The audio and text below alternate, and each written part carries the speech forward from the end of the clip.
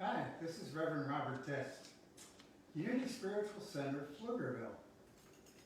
We had an interesting conversation in our Sunday message this morning, and I thought I'd follow up on it. And just start a series on where we are and why we are where we are and where we're going.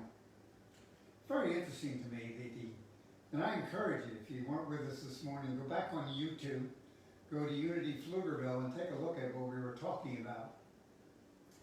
Basically, the idea is that we are spiritual human beings living in a material world created through the energies, and that God is spiritual, so that we as a spiritual being have to learn to use the spiritual language to communicate with God.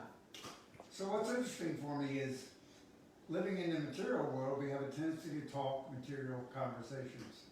So I want to investigate that a little bit and give you an idea of what we teach here at Unity Spiritual Center, Pflugerville.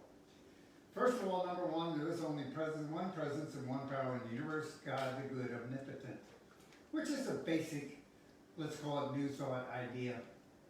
Now, this is not an idea for those folks that are steeped in theology and doctrine and all the teachings for centuries. We're coming into a world now, a scientific world of understanding quantum theory, understanding epigenetics, which gets involved in DNA, and many of the, let's call them updated ideas. And so the ideas that Jesus brought forth are what we teach in a very, very simple way. Jesus said, "You shall know the truth, and the truth shall set you free." He also said, "Seek and you will find." So we're in a process now of seeking and finding what the language is that we can communicate with our Heavenly Father, the one energy in the universe. And this morning we investigated the idea that everything we speak, everything we think, everything we see is an energy of God. And it's up to us to learn how to take that energy and transfer it into the promises that Jesus talked about of being harmonious and happy and prosperous and free from disease and all those other things. And Jesus did tell us, "These things I do, ye shall do, and even greater things." So how do we get there? And that's part of what we do here at Unity Spiritual Center. Now, I don't want to mystify it, don't want to spend a lot of time. I do encourage you to go on YouTube and take a look at it. Where we are now is we are actually a virtual ministry. Our church operates out of my church home, my townhouse, if you will, in Round Rock. And we have 3 acres of land at the corner of East Black Locust Drive and Fenwick Lane. And we are going to build a beautiful edifice on that in the next year or two. And that will be our church home, which is the base in Pflugerville. So we're happy doing that. In the meantime, we have classes online, we have church online. We have many of our folks that do an excellent job in sharing spiritual principles. You see, we are a spiritual being in a material world. The problem is we learned how to operate in the material world instead of operating in the spiritual world, which then influences the material world, making it better. So the idea here is, how do I become more effective as a human being?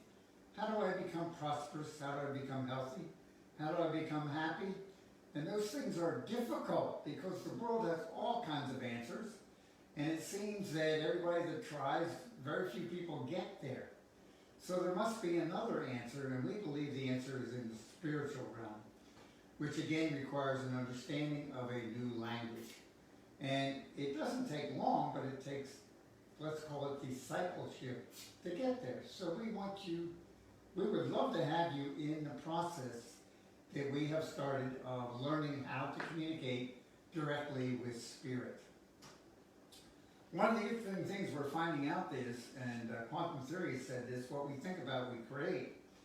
So we are creators. In that spiritual area, we are creating our world. The problem is we don't know that, and we have forgotten that, and what we're creating is what we don't want. So we worry about what we're getting and creating more of what we don't want, which is kind of like an endless cycle. takes a lot of time to sort out, and that's really what we're about. So we are looking for folks and people that are willing to, and the key is willing to be happy, willing to be prosperous, and willing to change their language, their understanding, and their approach to life to accomplish those issues. So we'll look forward to being with you. We are going to spend more and more time. We have got a lot more messages. We got a lot more ideas. A couple things to leave with you. Number one, and this is nothing other than my history, my facts. I was raised in a very, very beautiful, wonderful, fundamentalist Christian household. I was told that I was a sinner. I was told that I had to be born again. And I was told that no matter what I did, I couldn't get out of the sin that I was in unless I came over here and believed in what's called the blood sacrifice of Jesus. And frankly, that always bothered me because I didn't understand how, let's say, 60–70% of the world's population was going to hell because they'd never heard of Jesus. And so it didn't correlate for me, for a loving God, to be sending people to hell. So it took me quite a while to get through that. And I was introduced in 1978 to the idea that when Jesus was speaking, he was speaking to people in the Aramaic language. He was speaking to people that were uneducated, so he had to use metaphors. And one of the metaphors that they used back then, one of the idioms, if you will, was to be born again meant to change your thinking, which simply means you got to change your thinking from the material world into the spiritual world. And I went, oh, yeah, that makes sense to me. Then I understood, for further education, that when the Bible was translated, they didn't have an English word for error thinking, or you didn't think properly and create from your energy into the material world. So they used a design for the language at the time, which was sin, S-I-N. And what sin meant in the 14th, 15th century when they were translating the Bible into English was an archer was missing the bullseye, which meant the archer wasn't perfect in what they were doing.